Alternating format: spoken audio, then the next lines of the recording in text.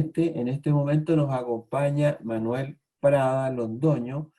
Él es doctor en Filosofía Contemporánea y Estudios Clásicos de la Universidad de Barcelona, magíster en Filosofía de la Pontificia Universidad Javeriana de Colombia, licenciado de la Universidad de San Buenaventura.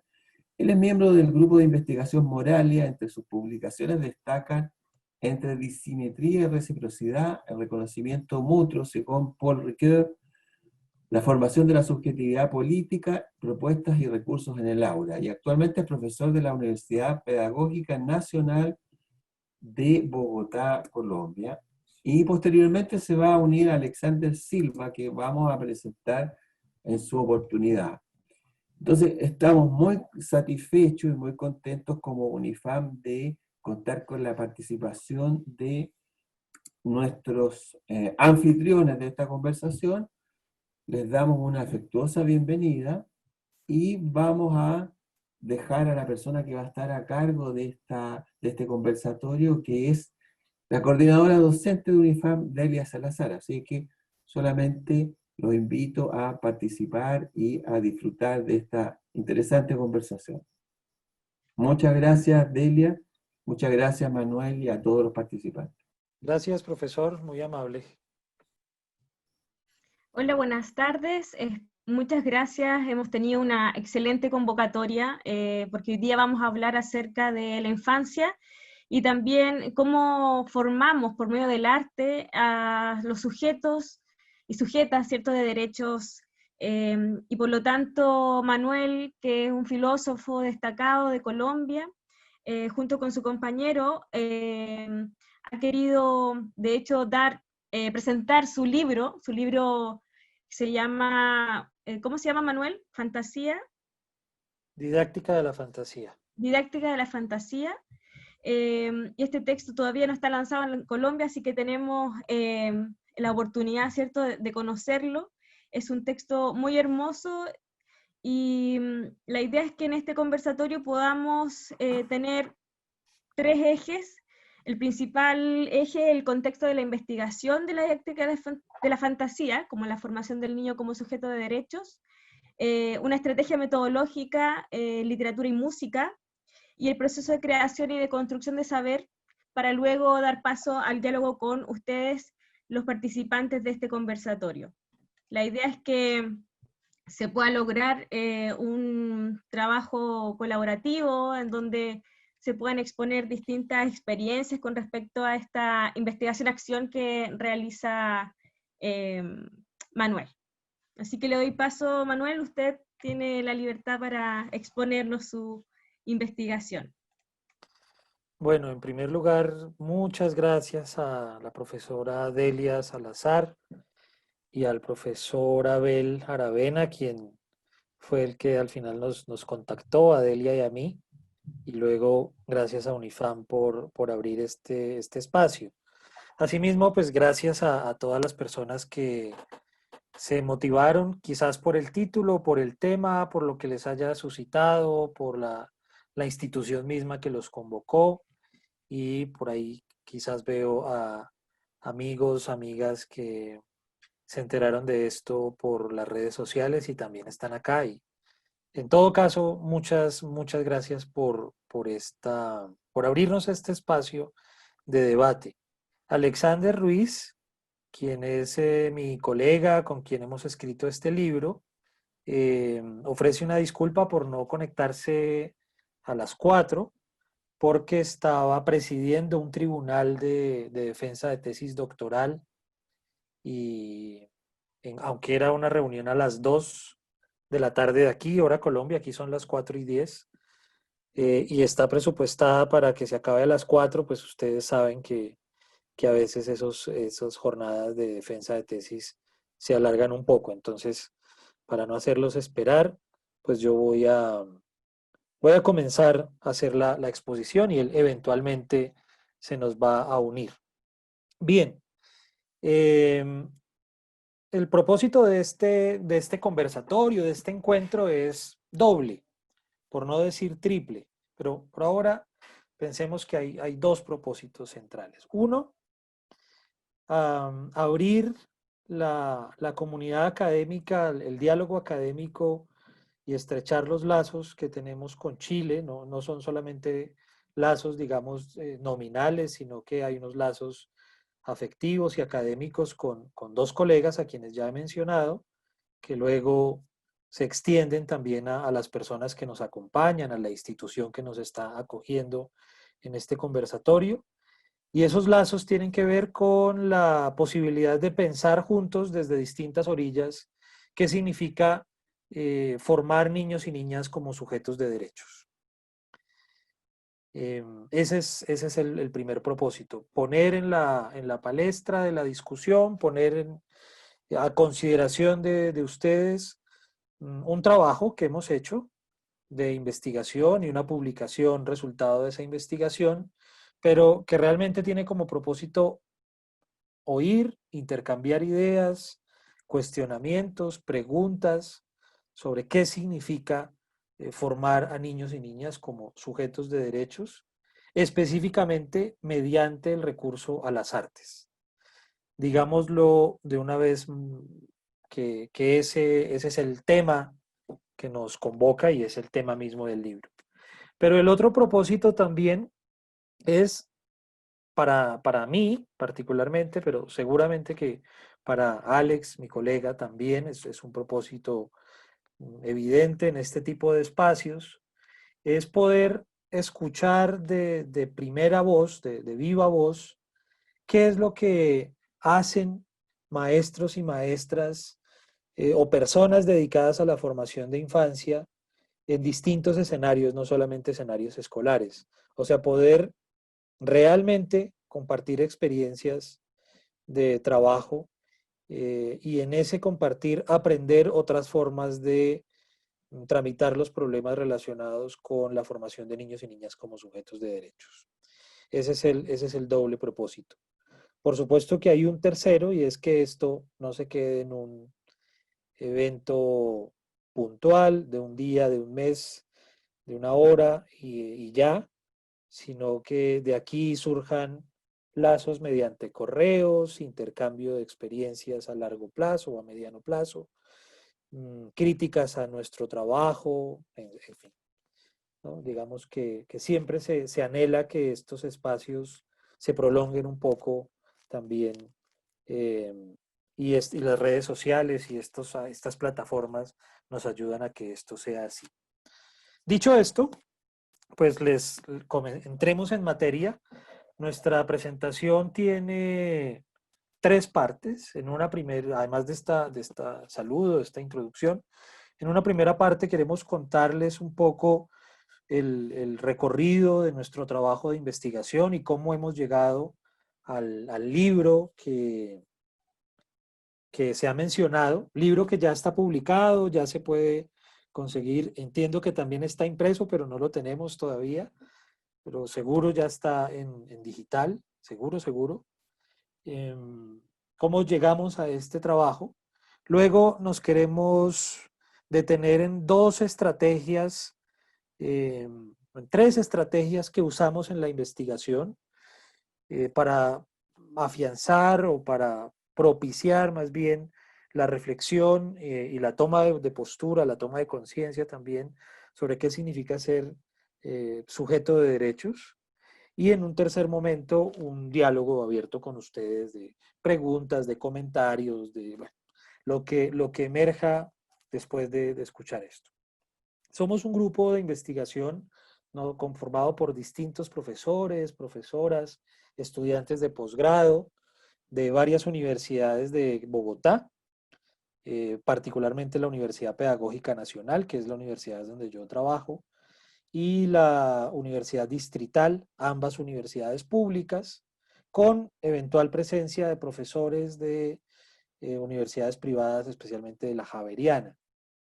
Es un grupo que lleva más o menos 20 años de trabajo concentrado en la investigación, la publicación, también la consultoría en algunos casos, en torno a la educación moral y política. Ese fue el origen de la discusión, ese fue el espíritu con el que el grupo de investigación se fundó, lo fundó el profesor Guillermo Hoyos, un profesor colombiano profesor de filosofía bastante conocido en el medio filosófico latinoamericano, muy conocido por su proximidad y su creación, también su recreación del pensamiento de Jürgen Habermas, y también muy comprometido con temas de paz y de educación ciudadana. Y pues ese grupo, Guillermo formó gente y esa gente a su vez formó otras personas y digámoslo así, yo soy como de esta tercera generación de formados o de directa o indirectamente por el profesor Hoyos y de gente preocupada por la formación moral y política. A partir más o menos de del año 2005, 2006, surgió dentro del grupo, por distintas razones, la preocupación por cómo traducir las reflexiones teóricas, las reflexiones filosóficas, pedagógicas, a material didáctico, a lo que se puede, lo que llamamos aquí en Colombia material didáctico, o dicho de manera más amplia, material con el que los profesores y las profesoras en la escuela pudieran trabajar estos temas de formación moral y política. Digamos que fue una necesidad expresada de manera muy contextual, a lo mejor muy casual, pero cada vez que dábamos una conferencia o cada vez que hacíamos algún tipo de evento en el que socializábamos nuestra investigación, para algunos investigación ya de muchos años, en ese tiempo para mí una investigación incipiente, de qué significa la formación moral y política, desde qué lugares teóricos se puede entender. Cuando hacíamos esto con maestros de escuela, de educación básica y media, muchas veces surgía la pregunta de cómo se hace, qué material nos pueden sugerir, con qué estrategias consideran ustedes que se puede trabajar. Y eso significó para nosotros plantearnos la pregunta, para el grupo de investigación, no estoy diciendo que en Colombia, no, para el grupo de investigación, significó plantearnos la pregunta por la elaboración de material didáctico que sin embargo estuviera siempre acompañado de un trabajo de investigación y en ese trabajo de investigación de un trabajo teórico pertinente. Eso significa que también nuestra preocupación radicaba en no hacerle juego a a la didactización o digamos a la instrumentalización de la producción o de la investigación, de suerte que nos convirtiéramos como en una especie de productores de material sin ninguna reflexión, sin ninguna base teórica, sin ningún sustrato. Por otro lado, en Colombia identificamos muy rápido en el mundo editorial que había abundante material didáctico sin reflexión previa, y era un material didáctico que estaba sobre todo, que dependía sobre todo de los dictámenes del Ministerio de Educación, es decir, que el ministerio generaba unos lineamientos, esos lineamientos los cogían las editoriales, sobre todo editoriales que aquí en Colombia son empresas privadas, no tenemos una editorial estatal, no hay una producción de textos del Estado, sino que la producción de textos escolares normalmente está en manos de instituciones privadas. Entonces, estas instituciones cogían esos lineamientos y los traducían en unas actividades que a su vez eran objeto de negocio. O sea, miren, aquí tenemos este libro que va a resolver por fin sus problemas sobre educación política, educación moral, educación en valores. Eso es lo que nos encontrábamos. Y por otro lado, un material, digamos, de reflexión filosófica, pedagógica, que normalmente era hecho a espaldas de los maestros, ¿sí? Con una profundidad que no era, cuyo público no era el grupo de docentes que realmente tenemos en la escuela, y no solo en la capital, en Bogotá, sino en las regiones donde claramente hay más problemas de acceso a recursos, de formación, etcétera, sino que era un material que no estaba dirigido a maestros, insisto, y que además a veces usaba los saberes de los maestros para su propio beneficio. Ustedes saben, sobre todo los que estén familiarizados con la investigación educativa, No sé si en Chile sea así, por eso estos espacios también son como para contrastar experiencias, pero en muchas ocasiones la investigación universitaria llega como en helicóptero a la escuela, ¿no? Es un helicóptero que además se parece mucho como a brigadas de la Cruz Roja y eso, a veces no con tan buenas intenciones. Son como brigadas vampíricas, más bien. Llegan los maestros, los investigadores, aterrizan, plantean problemas que a nadie le interesan, extraen la información durante unos meses, por eso lo llamamos a veces usando esta figura, una investigación vampiresca o vampírica, chupan la sangre, ¿no?, de los niños, de los profesores, de lo que hacen, de las actividades, les dicen adiós, a lo mejor hacen algún evento, les dejan unos libros y se van a sus escritorios y escriben bellísimos informes de investigación y de ahí salen libros. Y esto es muy común en la investigación en educación. Es muy común esa relación universidad-escuela. Y eso también es muy común en la investigación en el campo de la formación moral y política. Nosotros uniendo esas tres cosas, ¿no? La idea de poder producir un material pedagógico que fuera pertinente.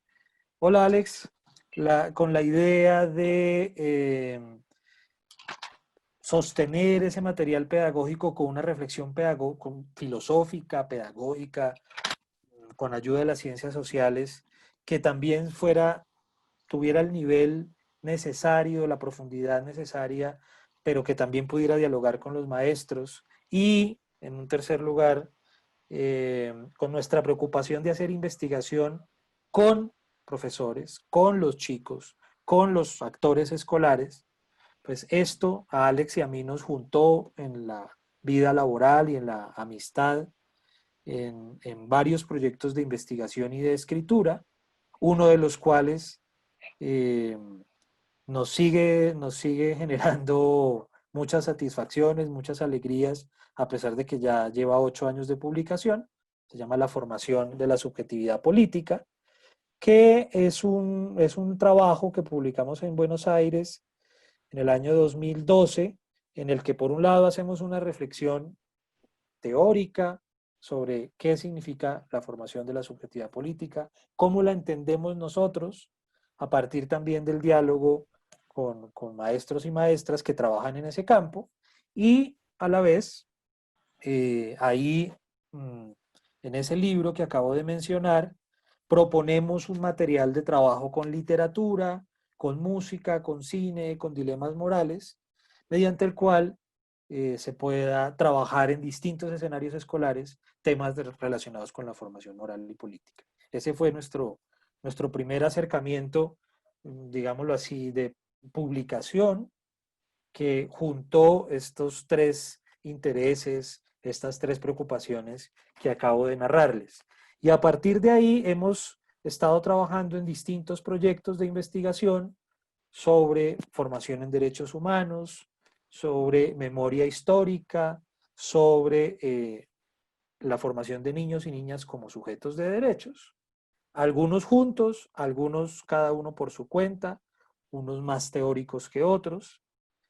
Y parte de ese acumulado termina, por un lado, en un proyecto de investigación-acción, que llevamos a cabo en el Instituto Pedagógico Nacional, que es una escuela pública de Bogotá, además es el colegio de la Universidad Pedagógica, ¿no?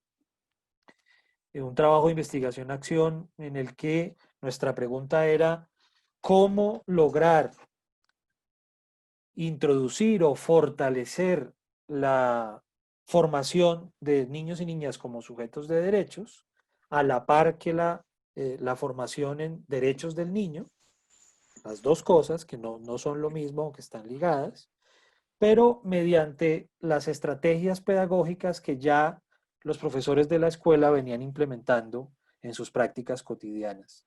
¿Cómo lograr articular un tema, ciertamente el tema de los derechos del niño y a la vez del niño como sujeto de derechos, y una práctica pedagógica sobre todo basada en las artes, pintura, música, literatura, que potenciara la producción de los niños, la creación de niños y niñas, pero que a su vez suscitara la reflexión sobre qué significa ser sujeto de derechos, qué significa cuidar a los otros y reconocer en los otros niños y niñas, pero también adultos, que son sujetos de derechos, qué significa pensar que para cuidar y ser cuidado, para ejercer nuestra responsabilidad como sujetos de derechos, a su vez se requiere eh, instituciones, instancias de distinta naturaleza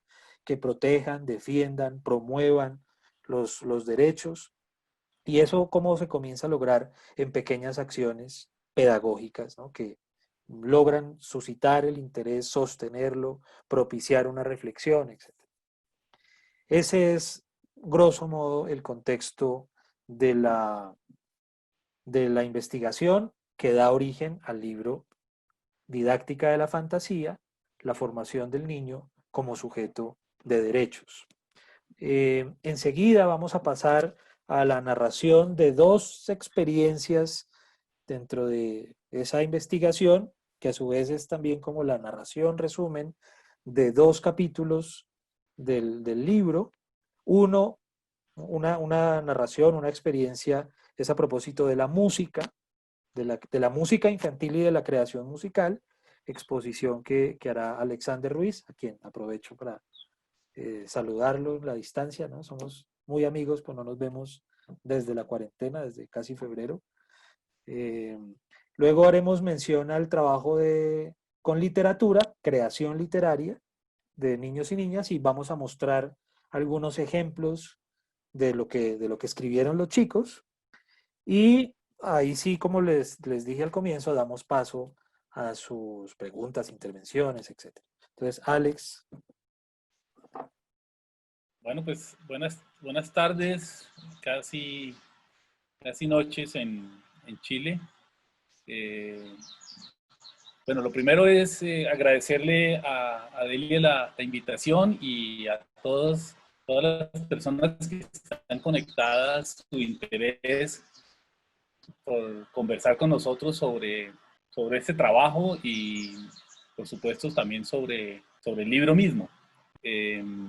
Pues llegué un poco tarde y me disculpo porque estaba como jurado en la defensa de una tesis doctoral que debía terminar antes de las 4 de la tarde y bueno, pues no fue posible. Como se sabe, estas cosas no se pueden apresurar demasiado y además me tocó presidir el acto de defensa de esa tesis en el programa doctoral nuestro de la Universidad Pedagógica. Bien, pues entiendo que Manuel ya había empezado como a contar el contexto y por lo que alcancé a engancharme en parte de su intervención, también con todos los antecedentes de este estudio. Pues yo quisiera decir algunas cosas muy puntuales sobre eso y pasar a contarles rápidamente, de manera más bien esquemática, el capítulo sobre la música. Y vamos a ver cómo sale esto porque el capítulo está escrito casi que para ser cantado. Nosotros intentamos, ahora les cuento, una escritura que pasara mucho por el recurso que estábamos usando y por la mediación que estábamos utilizando en el trabajo con los niños y con los maestros. Es decir, intentamos una escritura musical de ese capítulo que se llama El oso Mambrú y una canción en bossa nova, y también intentamos una escritura literaria de este capítulo de literatura, que es del que va a hablar literatura y enseñanza de los derechos, que es del que va a hablar Manuel más puntualmente. Bueno, aquí pasaron varias cosas para nosotros muy novedosas y que fueron muy retadoras. Nosotros veníamos, como contó Manuel, desde distintos lugares y desde distintos referentes de la filosofía, la pedagogía, la sociología, si se quiere también, indagando sobre formación ética y formación política. Eso de hecho fue lo que nos permitió conocernos hace muchos años, casi por allá en el 2005 con Manuel, y empezar a juntarnos para escribir, para leer, para estudiar sobre estos temas y sobre los autores que cada quien traía. y habíamos trabajado algunos proyectos. Yo particularmente había hecho trabajo empírico en contextos escolares, proyectos de investigación sobre enseñanza de la ciudadanía o formación ciudadana o educación para la democracia. Y nos habíamos movido siempre en ese contexto, trabajos con maestros de escuela, con estudiantes de últimos grados de secundaria, con estudiantes universitarios, y nuestros proyectos de investigación empírico habían pasado como por ese registro, por ese tipo de población, y siempre nos encontrábamos con una queja de los maestros de esos niveles de formación, que decían, mire, aquí es muy poco lo que se puede hacer porque lo que sucedió en la formación ética y la formación política de estos chicos nos resulta muy difícil intervenirlo y modificarlo. Eso sucedió antes, en los cursos anteriores. Y entonces siempre que hablábamos con los maestros de los cursos anteriores nos decían lo mismo. No, es que esto viene complicado desde la primaria, desde la escuela primaria. Ahí las cosas que no funcionan bien después son complicadísimas de modificar. Así que quisimos acercarnos a esta idea tan compleja del sujeto de derechos, estudiando un ámbito en el que nosotros no habíamos hecho nunca trabajo de investigación, que era el ámbito de los niños, ¿no? El tema de la formación política y la formación en derechos con niños pequeños, con niños de los primeros años de la escuela primaria. Y también hubo otra cosa nueva, y es que veníamos muy cuestionados con las formas convencionales de hacer investigación. Por ejemplo, las encuestas o las entrevistas, estas semiestructuradas, bueno, estas estrategias que además unos y otros investigadores permanentemente usamos y repetimos, y a veces de manera incluso muy reflexiva, muy acrítica. Y queríamos abordar esa aproximación a los niños y a cómo los niños ven sus derechos o leen la ausencia de derechos en ellos y en sus dinámicas cotidianas desde una estrategia metodológica distinta. Entonces intentamos hacerlo desde la investigación a acción. Es decir, no llegamos con un proyecto completamente armado para decirle a los maestros de primaria que lo aplicaran y que nos permitieran entrar al aula de clases a hacer nuestro trabajo, sino que quisimos hacerlo desde sus experiencias, desde sus saberes, y que esos saberes pudieran permearnos a nosotros, que no teníamos experiencia con niños. Ellos eran los que sabían hacer eso, sabían enseñar música, artes, dibujo, literatura, con niños pequeños, y lo que nosotros aproximamos fue el interés en el tema del niño como sujeto de derechos. A algunos de estos profesores eso les generó fascinación, les generó muchísimo interés, se motivaron a participar, y así fue como empezamos a entrar con ellos a las aulas, en el día a día de la escuela, en un trabajo que duró más de un año, casi un año y medio, un trabajo que a mí particularmente me permitió estar en la escuela mucho más tiempo, en un momento en que Manuel estaba viviendo en Barcelona y estaba cursando su doctorado, y bueno, de alguna forma también pudimos inventarnos algunos viajes para poder juntarnos a discutir esto con más detalle, y a construir también una manera de leer esto que estaba pasando en el trabajo, en el aula, en el trabajo cotidiano. Bien, entonces podemos hablar de El Oso, Mambrú y una canción en bossa nova, que es el capítulo que presenta con mucho detalle, y que ya les digo, con una escritura que pretende ser musical, la experiencia con el profesor de música. Nosotros hicimos 3 experiencias simultáneas, paralelas, digamos, y de alguna forma también complementarias, que fue el trabajo que se hizo con el profesor de música de los cursos de tercero primaria. Se iba turnando el asunto de la interacción con la maestra de cuarto primaria de literatura y los niños de esos grupos, que eran 4, eran también 4 de tercero, y el profe de música Manuel Puerto, y la profesora de segundo de primaria y de quinto primaria, que trabajaba dibujo o artes pictóricas con los chicos. Eso se fue haciendo de manera simultánea, de manera permanente, durante todo el tiempo que estuvimos en la escuela. Bien, la experiencia con el profe Manuel Puerto, con el profe de música, fue extraordinaria desde el primer día. Les quiero contar que yo entré a la clase del profe de música y sentí que eso que estaba pasando ahí era realmente mágico. No sé si alguno de ustedes es profesor de música o lo ha sido, o trabaja con niños pequeños, pero yo esa experiencia no la había tenido. Y es que Manuel hablaba pasito, hablaba bajito, es una persona muy tranquila. Y cuando yo había entrado a las aulas de niños de tercero y tenerlos callados, tenerlos disciplinados, tenerlos atendiendo las instrucciones del maestro, era una cosa que a mí me parecía casi imposible.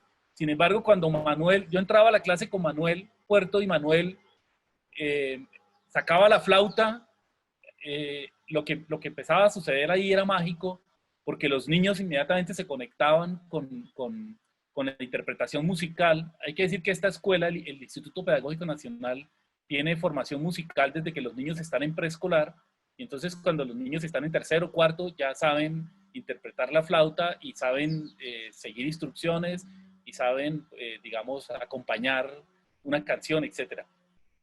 Entonces, bueno, Manuel solamente hacía un gesto y todos, una mirada, y todos atendían, y a mí me da una envidia terrible porque yo en mi vida creo que jamás he controlado un grupo, ni siquiera de adultos, haciendo un gesto o un movimiento del cuerpo. Así que el hecho de que él lo hiciera, a mí me resultaba completamente mágico.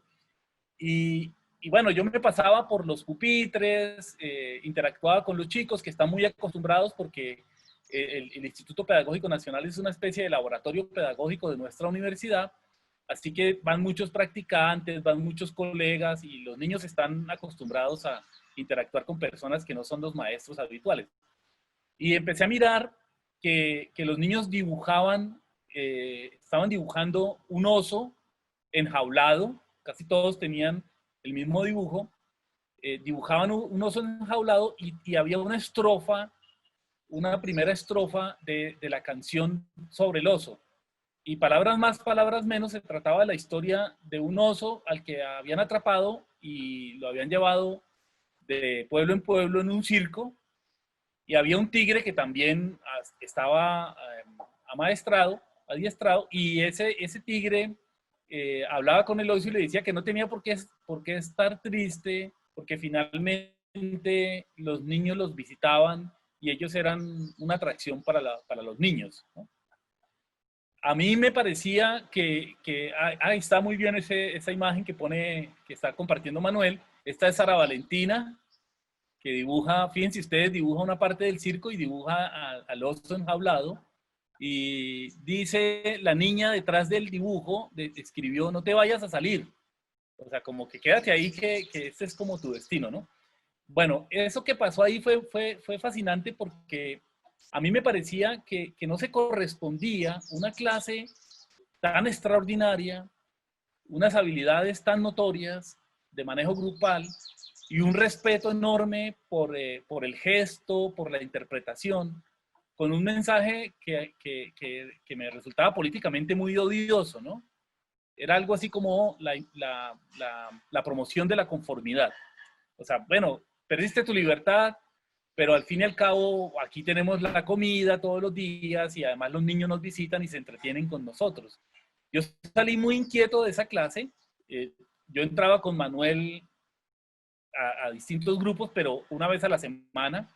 Así que pasó una semana entre esa sesión y la siguiente y me fui muy triste para mi casa pensando que un maestro tan incluyente, un maestro tan democrático, un maestro tan abierto, un maestro tan sensible, ¿cómo podía transmitir un mensaje político tan negativo, un mensaje político tan problemático?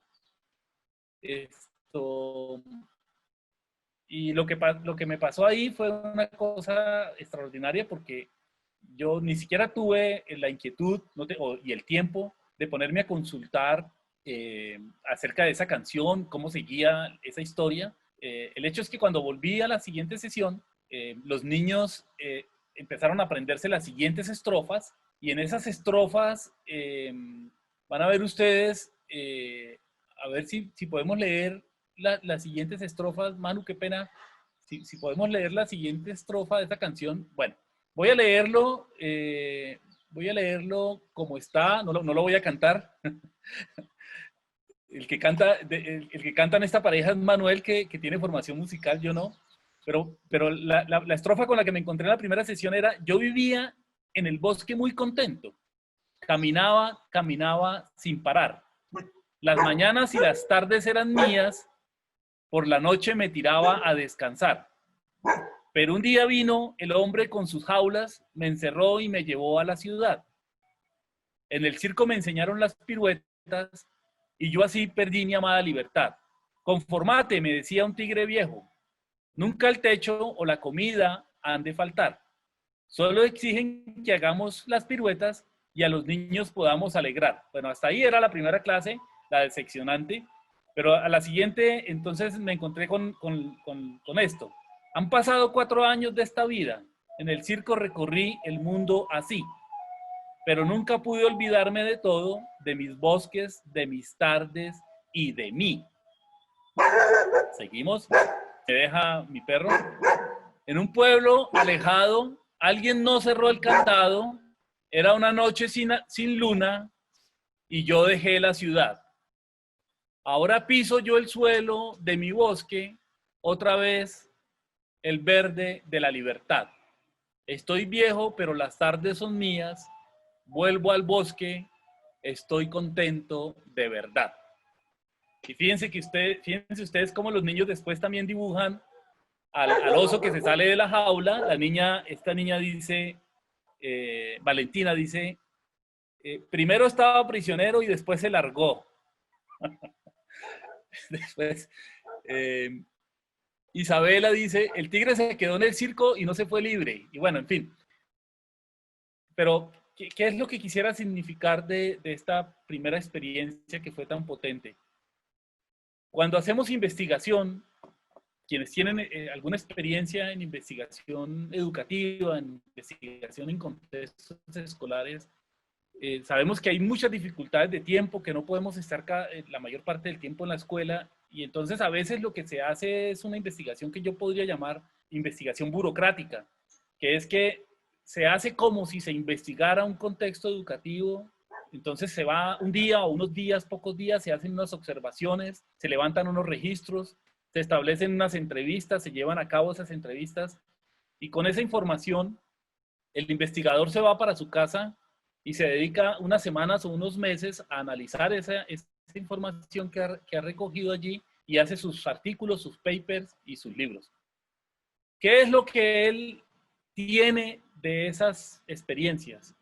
Es como si tomara una fotografía, ¿no?, de un momento de la escuela. Bueno, lo que me había pasado a mí en esa primera sesión, con la primera estrofa de la canción del oso, es que me había tomado esa fotografía y me había llevado 8 días para mi casa esa fotografía, y había tenido mis primeras impresiones sobre lo que había sucedido allí, lo que estaba pasando en términos de formación ética y de formación política. Pero la escuela es mucho más que eso, y los contextos que solemos investigar son mucho más complejos, porque no solamente te puedes quedar con una fotografía o con unas fotografías, tendrías que indagar mucho más, hacer un trabajo mucho más exigente, mucho más profundo. Y entonces tomar una foto y otra más, y si esas fotos las juntas y las pones a correr a cierta velocidad, por ejemplo, 24 fotos por segundo, pues no tienes una fotografía, ahora tienes una imagen en movimiento, que es lo que diferencia la fotografía del cine. Pero ahora no solamente tienes imagen en movimiento, sino que tienes una vida que transcurre, unos acontecimientos que se están dando y que se articulan día a día en la experiencia cotidiana. No puede ser una mirada nada más de lo que sucedió en un momento. Tienes que juntar un momento con el otro y con otro más, y permitir que esas cosas que suceden en la escuela, que cambian día a día en la escuela, te den una mirada mucho más amplia, mucho más completa de lo que allí sucede. Así que como investigador fue una enorme experiencia, fue un enorme impacto, porque yo sentía que quizás algunos de los proyectos que había llevado a cabo antes eran análisis de la fotografía de un momento. Y aquí teníamos la oportunidad de estar cotidianamente en la escuela, casi todos los días en la escuela, meses en la escuela y ver cómo las cosas se complejizan, cambian, las experiencias se construyen en ese día a día, no suceden, todas las cosas no pueden suceder en un solo día no puede ser el reflejo del mundo escolar. Así que esto fue extraordinario lo que hicimos después con Manuel Puerto fue diseñar una estrategia que permitiera que los niños se acercaran a sus derechos, a la comprensión sobre sus derechos a través de la música. Y entonces así fue como llegamos a Mambrú. Y Mambrú, me imagino que en Chile también, como en Colombia, como en Argentina, como en casi toda América Latina, se conoce esa canción de Mambrú se fue a la guerra, qué dolor, qué pena, Mambrú se fue a la guerra, no sé si volverá. No sé si conocen esa canción todos, todas ustedes. ¿Sí? ¿No? ¿No la conocen en Chile? Bueno, esa es una canción muy conocida en el mundo entero porque además es una canción en muchas lenguas y básicamente se trata de la historia, de una historia de alguien que va a la guerra, muere en la guerra y en lugar de ser objeto de consideración, de respeto, de su memoria, es alguien que es objeto de burla. Tanto que al final de la historia, en la última estrofa, alrededor del féretro de Mambrú, los pajaritos celebran, los pajaritos cantan, chivirín, chivirín, chin, chin, la Navidad se pasa, Mambrú no vuelve más, ja, ja, ja, ja, ja, ja, Mambrú no vuelve más. Es decir, en últimas, qué bueno que se murió, ¿no? Bueno, que lo mataron realmente. Es una canción terrible, ¿no? Es una canción tremendamente cruel, pero es una canción, digamos, muy difundida y nos empezamos a dar cuenta que muy buena parte de las canciones infantiles, no sé si a ustedes también les pasa, muy buena parte de las canciones infantiles son canciones terriblemente crueles en los que la historia nos hace naturalizar la crueldad, nos hace naturalizar el horror, nos hace convivir con eso. O sea, como que a los niños les vamos diciendo desde pequeñitos, acostúmbrense a vivir en un mundo cruento en el que pareciera que no podemos hacer demasiado. Entonces empezamos a reconstruir algunas de esas canciones, por ejemplo, la de los maderos de San Juan, que aparece incluso en la poesía de un gran poeta colombiano que es José Asunción Silva, aparece en una estrofa la historia de los maderos de San Juan, pero a ver si reconstruimos la historia de los maderos de San Juan. Voy a abrir mi libro porque no quiero poner a Manuel a pasar páginas de aquí para allá. Ahí está Alex ya en la pantalla. Ah, bueno, fíjense, es la segunda, es un fragmento de la segunda canción. Acerrín, acerrán, los maderos de San Juan. Piden pan y no les dan. Piden queso, les dan hueso y les cortan el pescuezo. Bueno, a ver lo edificante de esta historia, ¿no? O la primera que quizás es también conocida en Chile. Duérmete niño, duérmete ya, que viene el coco y te comerá. A ver, yo no sé cómo diablos nos dormíamos cuando nos cantaban esa canción. Si al dormir nos iba a venir el coco, lo mejor era no dormirse, pero bueno, nos la cantaban igual. O esta, creo que además esta es de origen chileno. Arroz con leche, me quiero casar con una señorita de la capital que sepa coser, que sepa bordar, que sepa abrir la puerta para ir a jugar. Bueno, hay que casarse con alguien así, ¿no? Con alguien así de inútil, con alguien así de machista, al que haya que hacerle todo, incluso abrirle la puerta para que vaya a jugar. Esta otra, soy pirata y navego en los mares, donde todos respetan mi voz, soy feliz entre tantos pesares, y no tengo más leyes que Dios, y no tengo más leyes que Dios. La segunda estrofa es la que es terrible.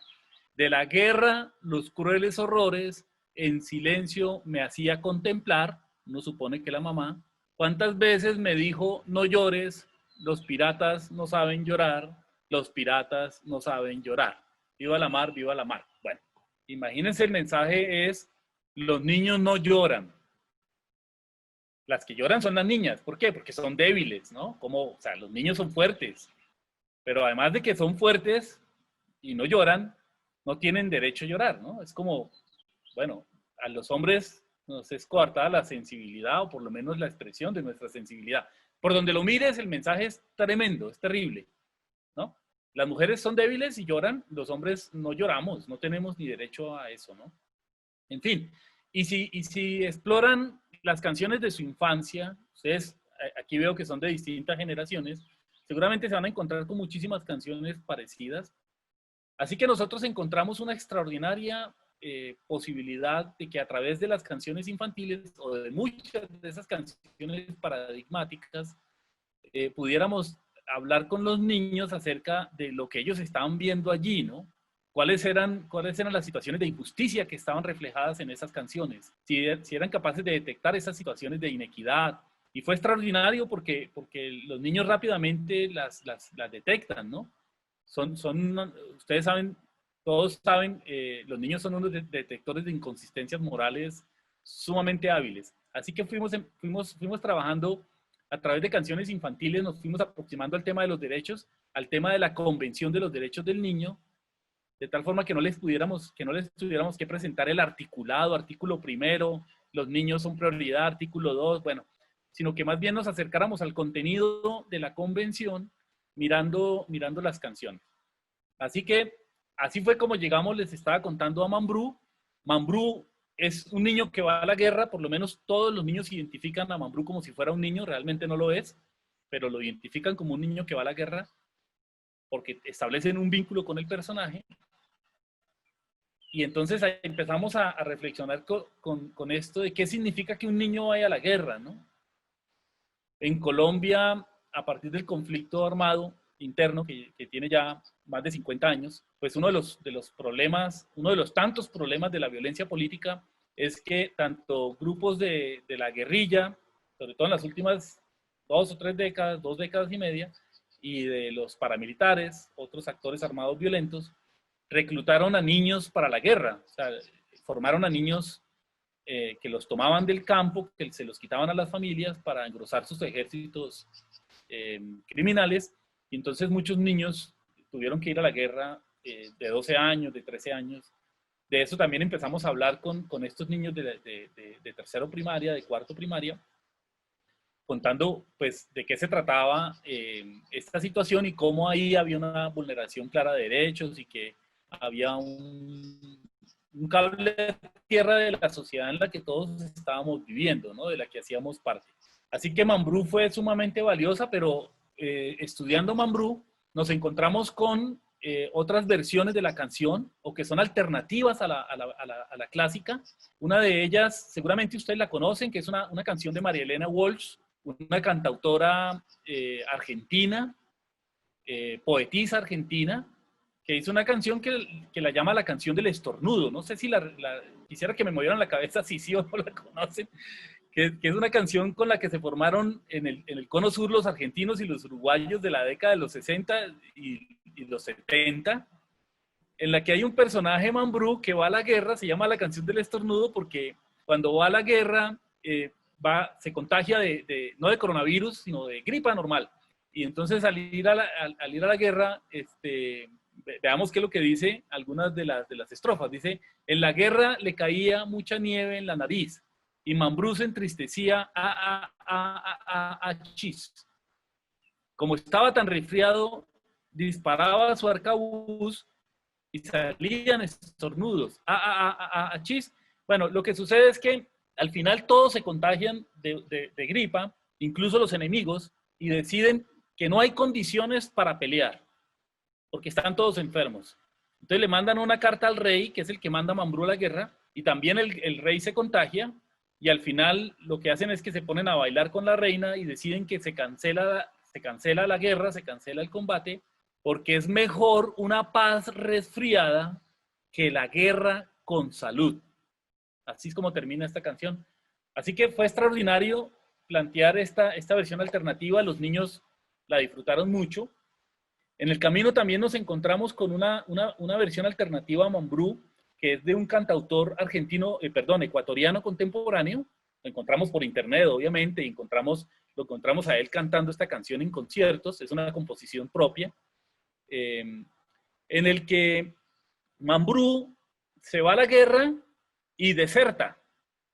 Y entonces, en lugar de abrazar un fusil, con el que ir a matar a otros, lo que hace es que cambia el fusil por una bicicleta, por un caballito de metal, y decide irse para el sur y viajar. Si en lugar de ir a la guerra decide viajar. Y entonces lo que hace es que después se consigue un perro y al final se muere de viejo, como deberían morirse la mayoría de las personas, ¿no? Se muere de viejo. Bueno, esa historia es de verdad, es hermosísima. Ustedes pueden en el libro bajar el link de la canción, escucharla. Es una canción extraordinaria. Empezamos a trabajar con estas versiones y los niños empezaron a elegir cuál era la versión que más les gustaba y por qué. Y entonces ahí dijeron cosas extraordinarias. Yo quiero, no voy a tomarme todo el tiempo de mi turno para contarles los detalles porque digamos, la idea es que ustedes lo puedan leer, que lo puedan mirar detenidamente. Pero, por ejemplo, en la siguiente imagen, la siguiente página, Manu, te voy a pedir el favor. No, la siguiente. ¿Cuál fue la canción que más les gustó y por qué? Entonces, algunos de los niños dicen cosas como las siguientes. Me gustó más la segunda canción, en este caso, la canción de Mambrú, que deserta de la guerra, deserta del ejército y se va a viajar por el sur. Dice Daniela, me gustó más la segunda canción porque habla más de la vida de Mambrú que la primera canción. Además, él prefirió la paz. La canción habla de diferentes lugares, da más detalles. Dice Daniela, de 6 años, de 7 años. Valentina dice, me gustó más la segunda porque no se burla de Mambrú. Fíjense. Y Juan David dice, en la segunda Mambrú tiene muchas aventuras, en la primera solo hay guerra. Camilo dice, no me gusta que la bici se oxidó, pero Mambrú la pasó bien. Alejandra agrega, me gusta más cuando va a la guerra porque es como más famosa. Bueno, a ella le gustó más la primera. Sergio dice, en la canción de la bici, Mambrú se murió de manera natural y no por la guerra. María José dice, me gusta la que muestra cómo Mambrú cambió un fusil con el que puede agredir a las personas, matar personas por la bicicleta y se puso a viajar. Bueno, en fin. Todo esto para contarles que la experiencia de acercarnos a la Convención de los Derechos del Niño a través de las canciones infantiles, a través de la experiencia con la canción del oso, nos permitió también acercarnos a la estrategia pedagógica. Con esto quiero cerrar la parte de mi intervención porque quiero que Manuel cuente lo de literatura y sobre todo que queremos escucharles a ustedes sus preguntas, sus inquietudes. Yo me quise acercar a una estrategia habitual que trabajaba el profe Manuel Puerto con los niños de tercero, y es que Manuel todos los años hacía un proyecto escolar que empezaba con la elección de un tema y pasaba después porque los niños componían una canción con el tema que habían elegido. ¿Y cómo la componían colectivamente? Manuel les pedía habitualmente a los niños que si el tema era el medio ambiente, la protección del medio ambiente, o el tema era el conocimiento de las estrellas, del funcionamiento del sistema solar, lo que fuese, los niños hacían versos de 2 o 3 renglones sobre ese tema, y Manuel corregía esos versos varias veces, se los devolvía, hasta que los versos estaban más o menos bien escritos, bien hechos, bien rimados, y la siguiente tarea era poder juntar todos esos versos. Imagínense, más o menos 120 niños, porque eran como 4 grupos de 30, 40 niños, habitualmente hace eso, y lo que hace él es que junta los versos con los que pueda contar una historia, y después musicaliza esa historia, y después de que musicaliza esa historia, los niños se aprenden la canción que han compuesto colectivamente, con la ayuda de su profe, por supuesto, y después se graba en un pequeño estudio de grabación musical que hay en la escuela. Bueno, todo esto sucede en 8 meses, ¿no? Desde elegir el tema hasta ir corrigiendo los versos, componer la canción, cantarla, aprendérsela, interpretarla todos, elegir quiénes son los que mejor la cantan según los compañeritos, grabar la canción y después en el acto de clausura del año escolar hacer que los niños la canten delante de todos los grupos de la escuela primaria. Eso hicimos exactamente, esa estrategia, con el tema de los derechos de los niños. Así que lo que surgió de ahí fue una experiencia extraordinaria. Yo no sé si podamos, Manuel, qué piensas si podamos poner, si sea posible, poner el link para que escuchen y vean el video del momento en que la canción fue cantada ante toda la escuela primaria? No sé si Sí, eso- lo tengo listo, pero le quiero preguntar a Delia, ¿de cuánto más disponemos? ¿Cuánto tiempo disponemos? Sí. O sea, es libre, pero la idea es que también los participantes puedan exponer sus dudas, sus comentarios. Así que Sí, sí, pero creo que digo, sí. todo el acto, ¿para cuánto tiempo está pensado? O sea, Hasta las denle, preguntas, hasta decir adiós. eh, háganlo como ustedes quieran. O sea, presenten lo que ustedes quieran presentar. Vale, ya un momento, voy a presentar lo de literatura, yo prometo ser más breve. Ay, qué pena, mano. Lo No, lamento no, que no, te no, quite no, tiempo. no pasa nada. Aquí van a encontrar ustedes todavía sin subtítulos, pero creo que se puede entender el trabajo colectivo de los niños. Y es importante resaltar lo que, más allá de lo musical, digamos, de lo estético, que también, el esfuerzo que supone, sobre los que tenemos experiencia en música, igual que los que juegan en equipo, los que hacen algún trabajo colectivo, el esfuerzo que supone ponerse de acuerdo para algo, ¿no?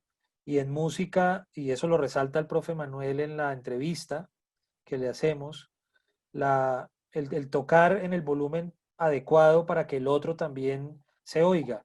Si en música yo toco muy duro el instrumento o canto más fuerte que los demás, normalmente suena mal, así esté tocando yo afinado. Y eso también nos recordaba una anécdota, bueno, una reflexión más bien que hace Daniel Barenboim, que es un famoso director de orquesta judío argentino, eh, que en la experiencia con Eduard Said, en la orquesta, eh, en una orquesta entre Palestina e Israel, cuenta cómo la música es también una escuela de formación para la paz, una escuela de formación para la convivencia, para el estar con otros. Entonces, todo eso, aunque no se logra ver del todo en un video corto, pero todo eso está presente en el ejercicio que Alex nos acaba de contar. No vi, espérenme un segundo porque no sé si le di la opción de compartir sonido. Ahora sí ya. Ahora sí ya. Uy, pero lo cerré. No. Momento. Acá está. Compartir sonido. Share. ¿Ahí ven ustedes? Sí, sí, Gano. Sí. Ok.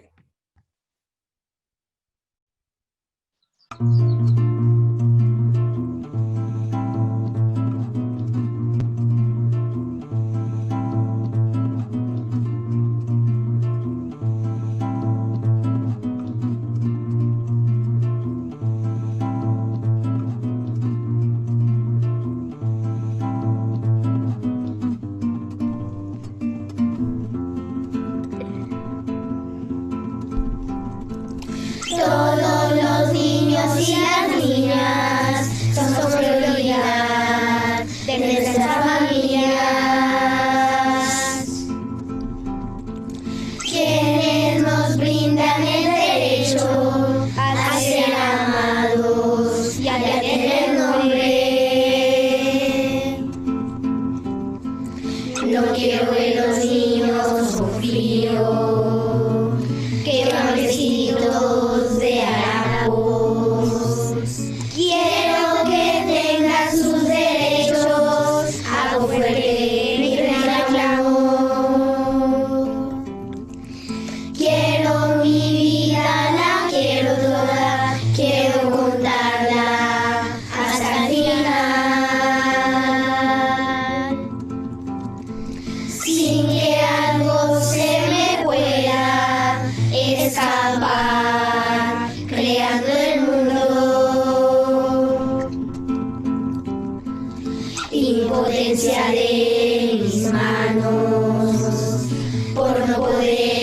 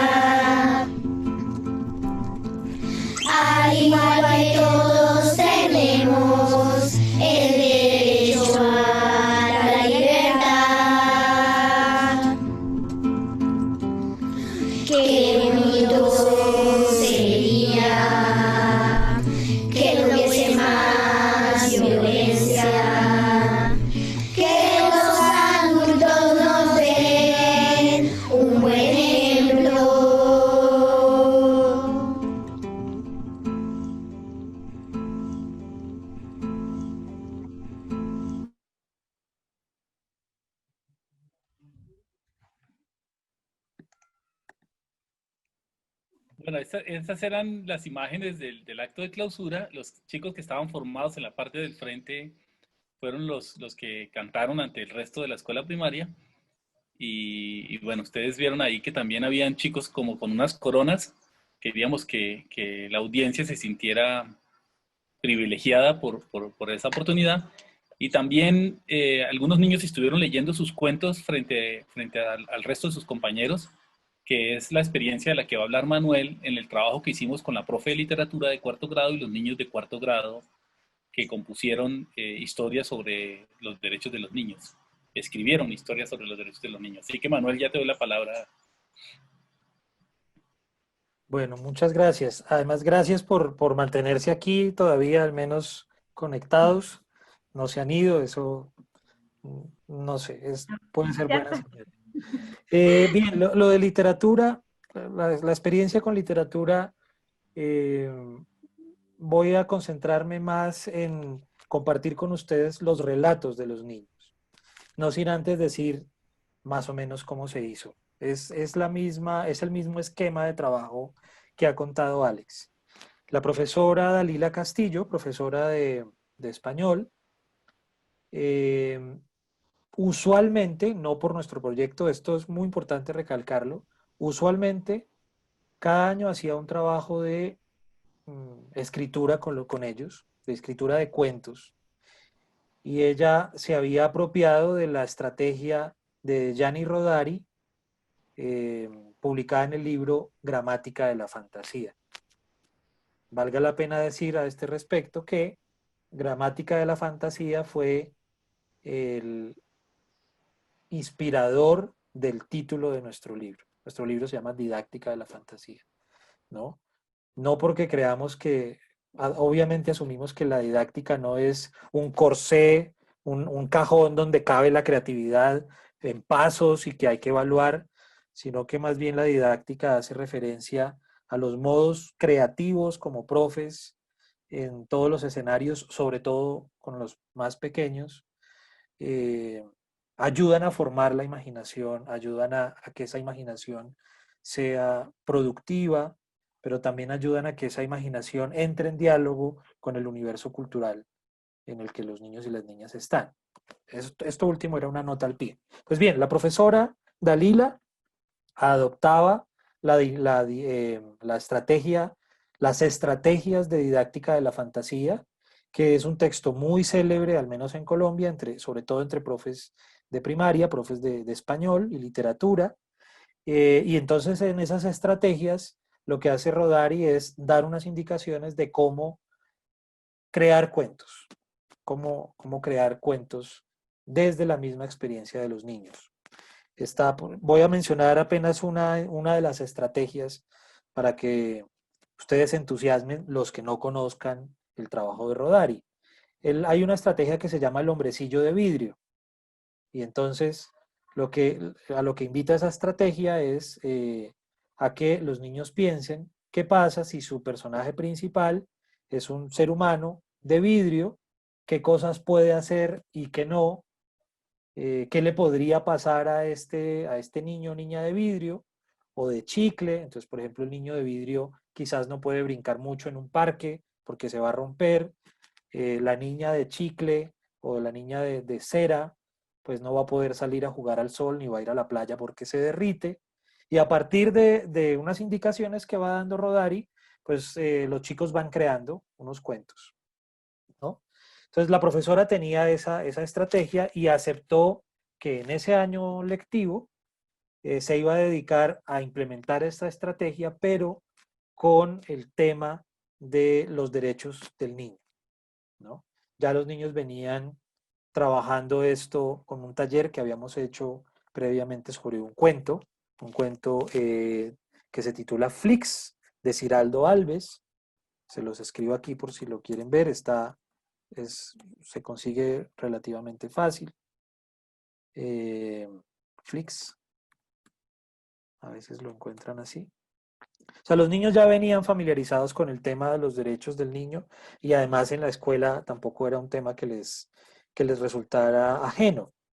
Y los chicos comenzaron a escribir parte de la experiencia, así como en la música, fue muy relevante ver cómo eso que llamamos la disciplina, el orden, el respeto a la palabra del otro, el silencio, se pueden lograr con un gesto de la mano, eh, o sea, se pueden lograr con un gesto amoroso, no violento, digámoslo así. Vimos en la profe, en general en los profes con quienes trabajamos, un ejercicio de mucho rigor en la corrección de los borradores, en la corrección formal, en la corrección también de las ideas, es decir, si había una inconsistencia entre el tipo de personaje que el chico había escogido y las acciones que luego lo ponía a desempeñar, pues la profesora no tenía ningún problema en decirle, mira, si tú pones a este niño a hacer esto, lo escogiste de palo, pues a lo mejor no le conviene que él sea el que prenda la chimenea en la casa, por poner un ejemplo muy tonto. Además de las correcciones formales, ¿no? Ortografía, redacción, todo lo que implica en esta edad, en esa edad, también en la nuestra, aprender a escribir, ¿no? Aprender a escribir bien. Y ese ejercicio lo hacía, insisto, con mucho rigor, pero también con mucho amor, con mucho cuidado, sería el término que queremos, que utilizamos, con mucho cuidado del otro. Y eso hacía que los chicos, lejos de desanimarse porque tenían que volver a escribir, la gran mayoría asumiera ese reto de corregir, de volver a hacer, de volver a presentar, pero además motivados por otra cosa, y es que al final del curso se escogían los mejores relatos y los niños tenían que leerle los relatos a sus compañeros de grados inferiores. En el video que presentamos ahora, ustedes vieron unas fotografías donde los niños estaban disfrazados con unas coronas y creo que con unas capas. Pues eso tenía que ver con que hubo un acto de cierre del año escolar en el que se cantó la canción que oyeron, pero también los niños escogidos, además escogidos por sus propios compañeritos, le leían los cuentos que ellos mismos habían escrito a los más pequeños.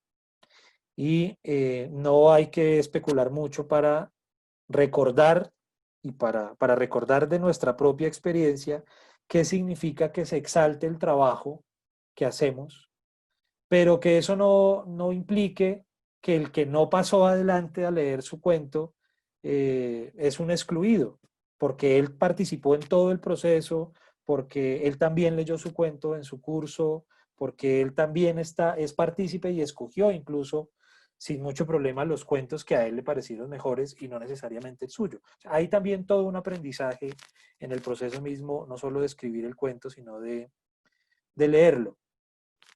Entonces les quiero compartir con ustedes, y con esto cerramos, algunos de los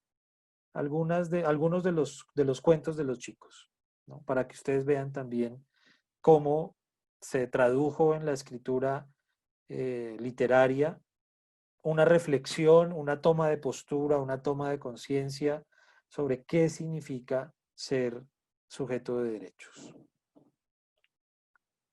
Bueno, pues está. Confírmenme, porfa, si ven la pantalla. Sí, se ve. Ok. Voy a leer solo dos cuentos, El niño de palo y Reino mágico, que es un poquito más largo. El niño de palo de Juan Esteban Gómez. No sobra anotar que hay consentimiento informado por parte de los niños y de los padres y madres o cuidadores para usar los nombres propios, para usar las imágenes, los dibujos. Bueno, esto no sobra decirlo porque es muy importante también dentro de la ética de la investigación. Un día el niño de palo iba al bus y lo secuestraron. Entonces llamaron a la mamá. Han secuestrado a su hijo. La mamá quedó muy sorprendida y se puso a llorar. Todos los vecinos vinieron y le preguntaron, ¿qué pasa? Y ella les dijo, secuestraron a mi hijo. Y dijeron, llama a la policía. Y llamó y reportó el caso y al colgar tenía un mensaje que decía, tenemos a su hijo, denos 5 millones y le daremos a su hijo. Llámenos, sí, sí. El niño de palo hábilmente se escapó mientras ellos hablaban por teléfono. Él directamente se fue a la policía y no lo quisieron recibir por ser niño y él empezó a llorar porque todos lo miraban mal. pero un policía fue el único que se dio cuenta de lo que le estaba pasando al niño de palo y se le acercó y le dijo, tranquilo, yo te entiendo, dame los datos de tu mamá, yo la llamo y todo se solucionará. El niño de palo se puso feliz de saber que estaría de vuelta con su mamá. Todos entendieron que no hay que mirar solo lo exterior, sino también los sentimientos de las personas y el interior de cada una, y todos se disculparon con él y aprendieron la lección y quedaron felices para siempre. Y luego les quiero compartir este cuento de Juan Pablo Gil, El reino mágico de Igualia.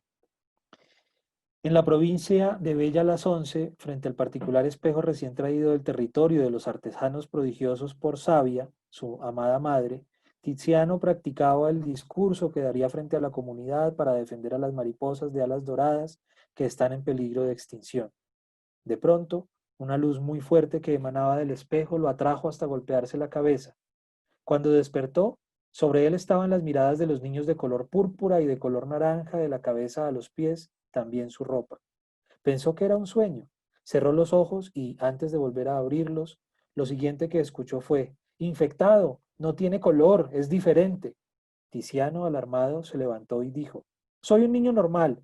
Ustedes son naranjas, púrpuras, todos igualitos. No, ¿dónde estoy? Siguió un gran escándalo. Todos gritaban. Un diferente, un infectado.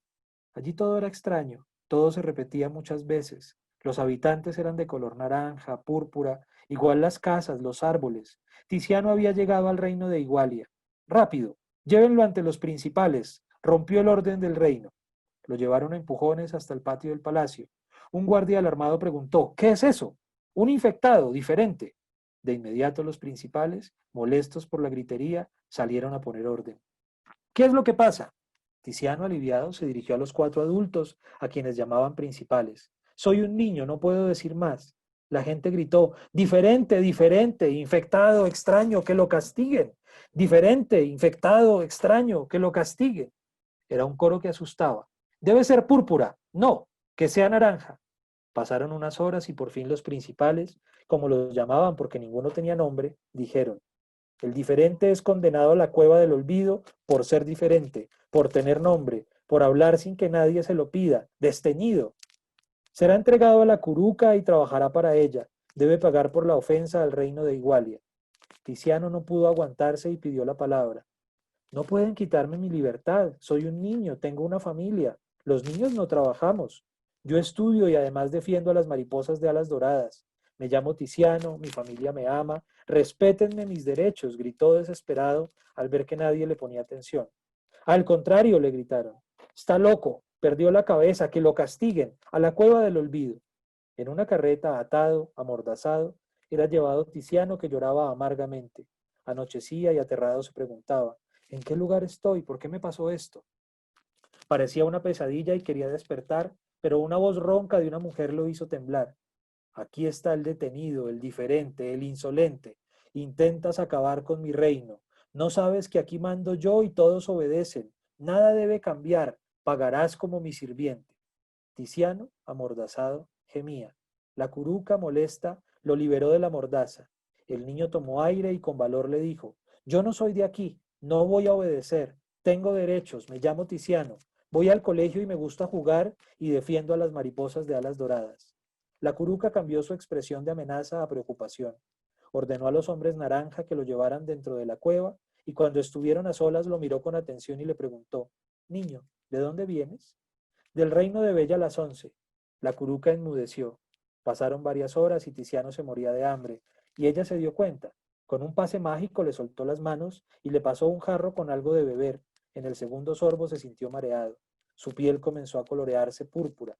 Asustado comenzó a llamar a su mamá y lloró tanto que se quedó dormido. En sueños, regresó al bosque de las mariposas de alas doradas en su reino de Bella Las Once. El sol reflejaba luces de colores en las alas doradas de las mariposas que revoloteaban lanzando lindos destellos. Estaba tan contento y maravillado que fue sorprendido por el toque del hada de las mariposas. Emocionado, dijo, si existes, hada, ¿vienes a ayudarme a salvar a mis mariposas? No exactamente. La verdad es que estoy en tu sueño y debes despertar después de que te diga cómo liberar a Galia. ¿Cuál Galia? El reino que has conocido como Igualia. No, no quiero volver, me asusta. Tú eres el defensor de las mariposas. Eres un niño especial y valiente. No temas, déjame contarte.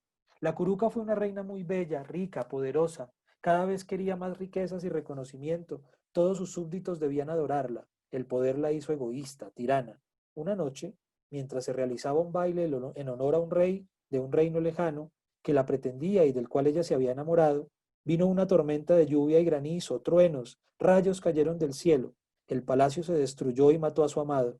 Ella no lo soportó, se llenó de odio, de rabia, se internó en la cueva del olvido donde vivía una bruja. Por un tiempo no se supo más de ella. Pero un día en el campo apareció un camino de bolas naranjas y púrpuras. Parecían manzanas, tenían un aroma exquisito, tanto que cada habitante de Galia no pudo evitar morderlas hasta terminarlas y uno a uno fueron cayendo hechizados. Cuando se durmieron, ella robó su libertad, sus sueños, memorias y recuerdos. Cuando despertaron no poseían nada y eran de los dos colores que has visto, sin nombre, sin voluntad. Obedecían ciegamente a la caruca. Tú debes salvarlos, para ello debes rociar de polvo de las alas de las mariposas doradas a la caruca. Con los lazos que te atan, muérdelos, son de caramelo y pónselos a ella. Luego busca un gran libro dorado de Galia y corre hacia afuera. No regreses por nada. Despierta ya. Tiziano, incrédulo, abrió los ojos y recordó morder las ataduras. Cuando estuvo libre, tomó la bolsa y pensó, el hada sí estuvo aquí. Temblando, se dirigió hacia donde estaba la caruca y la encontró dormida. Sin demora abrió la bolsa y comenzó a echarle el polvo a la caruca. Despertó, pero era tarde. El polvo de las mariposas de alas doradas hizo su efecto y ella quedó como estatua. Tiziano buscó el libro dorado, no lo encontraba. Al fin en un baúl brilló, lo agarró y comenzó a correr, pues la cueva se cerraba. Abrió el libro dorado con mucha curiosidad. Galia, reino de la alegría, derechos y deberes. No sé si paro ahí para dar paso a las preguntas, después ustedes lo podrán terminar. Bueno, muchas gracias. Por ahora, como les dije, es una muestra más de lo que hicieron estos chicos y chicas junto con sus profes en nuestra experiencia. Bien, agradezco a Manuel y a Alex por su genuina interés, ¿cierto?, de poder contarnos su gran trabajo, gran proyecto.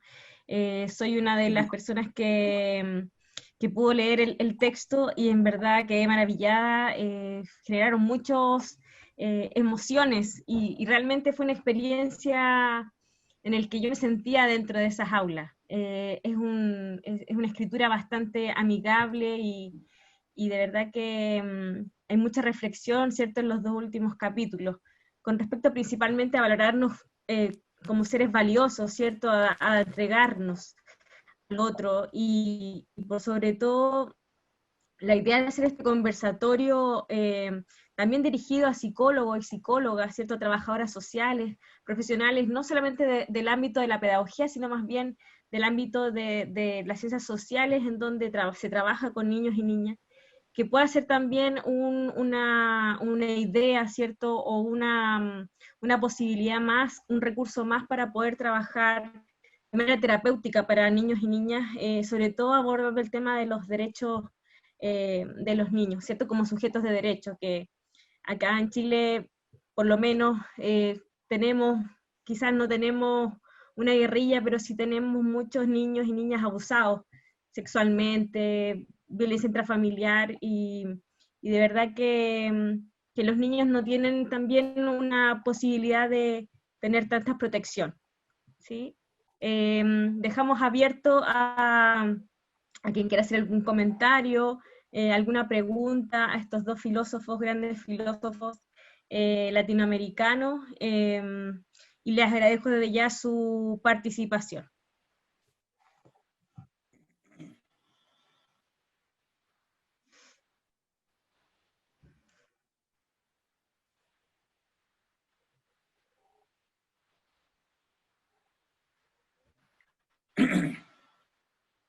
Bueno, por si acaso, y mientras se animan a preguntar o a hacer algún comentario, ahora mismo les vamos a poner el link donde se consigue el libro en versión digital. Se puede comprar en versión digital. Vale algo así como $3.50, el equivalente más o menos a $3.50 en versión digital. por supuesto que es accesible y esperamos que lo puedan leer, ¿no? Si quieren, uno solo lo compra, lo imprime y los demás lo fotocopian, como sea, porque no queremos, no vinimos a venderles un libro, lo que venimos es como a presentarles unas ideas y a que se animen a trabajar estos temas en sus contextos.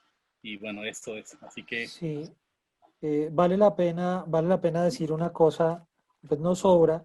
El libro es un libro publicado con recursos estatales, con recursos de la universidad pública, valga la redundancia, y eso significa que nosotros no recibimos ni regalías, ni, o sea, es un libro de la universidad. Esto también para que se entienda que si promovemos la compra del libro en versión digital, pues no recibimos nada por la compra. Creo que eso es importante decirlo, Sí. que que Delia no se Gracias. vea comprometida con un negocio turbio. Claro. No, para nada. Mira, dice Jody, dice que no puede mostrarse, pero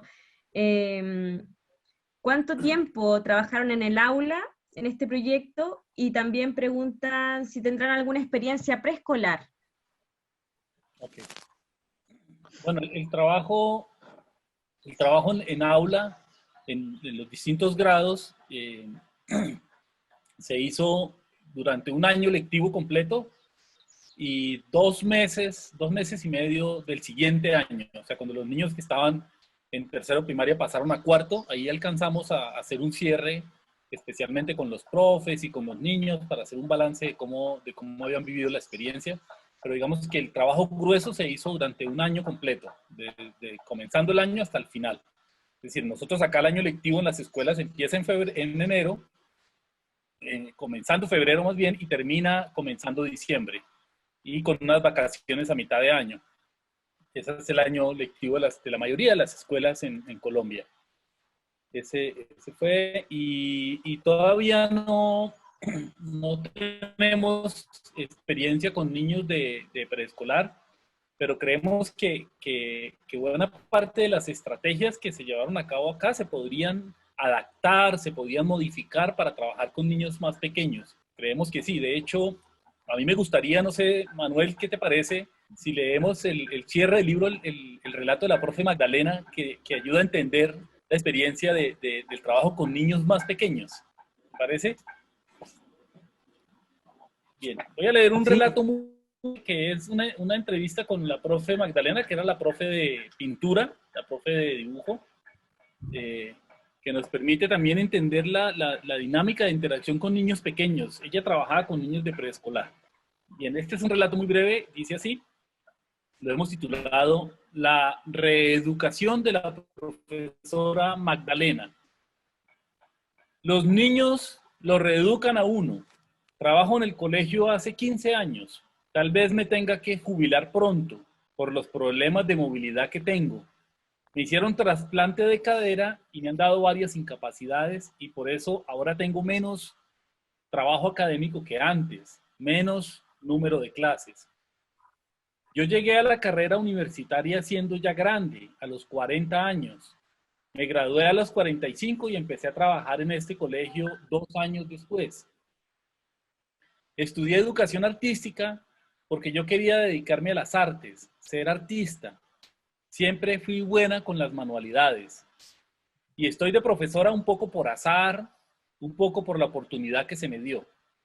2 años después de terminar la carrera de artes, mi esposo, que era profesor en este colegio, se fue a trabajar a la universidad.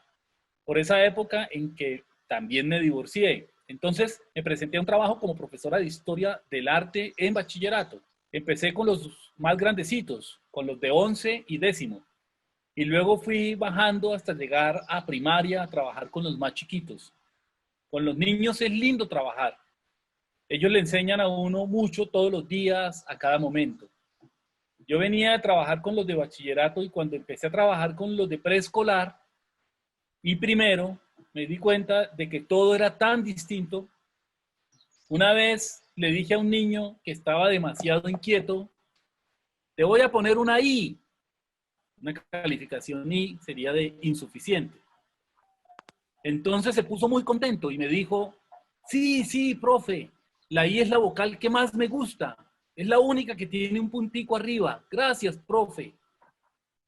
En otra ocasión, quise reprender a una niña poniéndole a hacer un trabajo adicional. Y entonces otros vinieron a decirme, a mí también, yo también quiero que me deje hacer lo mismo. Los niños no funcionan con la presión de la calificación y siempre están dispuestos a hacer las cosas que uno les pide. Esas estrategias no se deberían usar con ningún estudiante, con ninguna persona.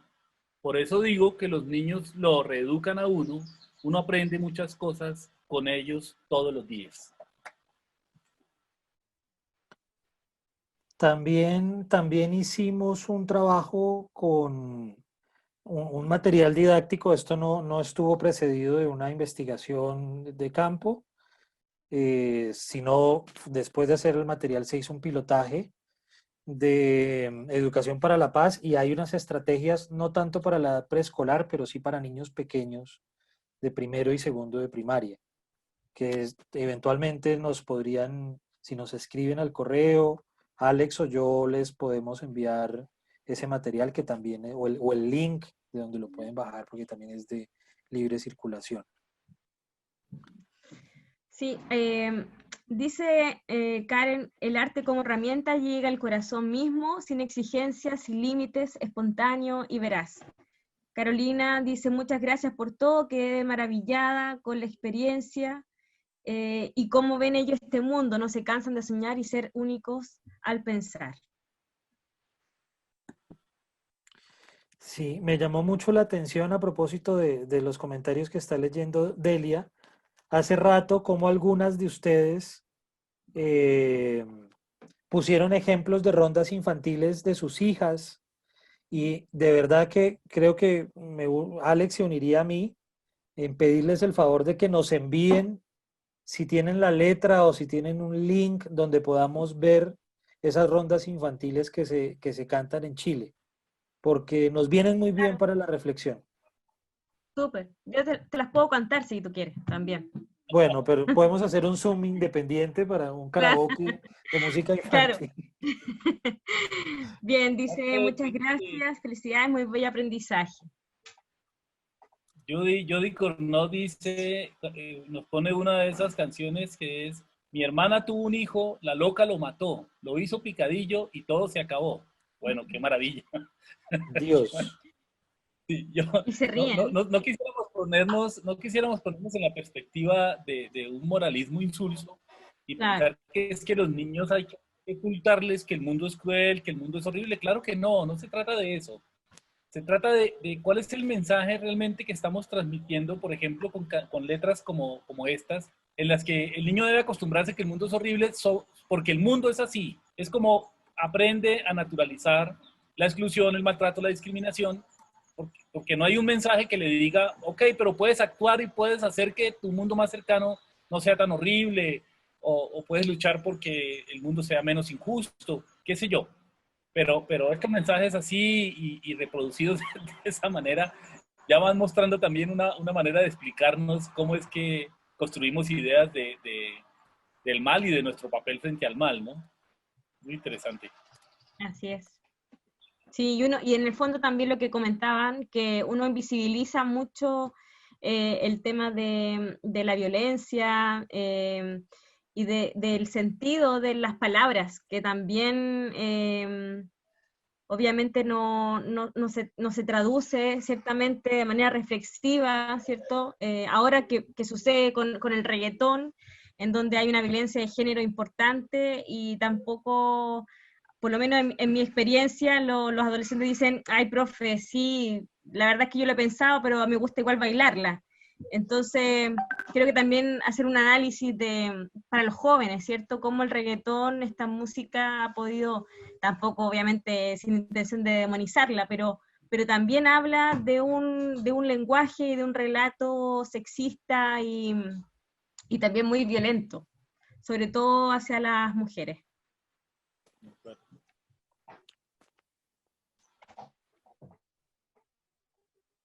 Sí, luego también hay todo un campo de estudios sobre la literatura infantil, digamos, qué se entiende por eso, qué tipo de mensaje es el que se trabaja, qué idea de niño o de niña es el que se pone en juego, ¿no? Y volviendo a repetir lo que decía Alex, claro, no es un problema de moralismo, sino de reflexión pedagógica sobre qué significa trabajar con niños que no son ni pequeños adultos, ni incapaces, sino que son sujetos de derechos. También eso hace parte, está en el centro de nuestro trabajo. Hay una intervención que quiero leer, es de una amiga, colega colombiana, si ella me permite, porque creo que puede ser valioso para algunas de las personas aquí presentes. Dice ella, se podría trabajar, un momento porfa, se podría trabajar con este material no solo en el contexto educativo, sino en procesos de restablecimiento de derechos, tendría un valor terapéutico importante. Muchos de los niños y niñas que están en el servicio de protección de una institución colombiana que es el Instituto Colombiano de Bienestar Familiar, que sobre todo trabaja con niños en situaciones de vulnerabilidad, de riesgo, es la instancia que gestiona adopciones y demás. Por inobservancia, amenaza o vulneración de sus derechos, requieren con vehemencia herramientas artísticas en su proceso. No lo hemos considerado, pero sí creo que esto tiene esa extensión. Gracias, Tejani. Nicolás quiere hacer una pregunta, si quiere. Hola, hola, gracias profesora Delia, un gusto estar acá. Tuve la oportunidad de ser alumno de la profesora Delia hace ya varios años y hoy día soy magíster en filosofía, así que estoy impresionado con las cosas que están hablando. Y quería preguntarles por el rendimiento metódico que ustedes pretenden o quieren darle a estas investigaciones, porque lo que yo veo es que ustedes analizan instancias en que los niños entienden sus propias subjetividades, ¿no?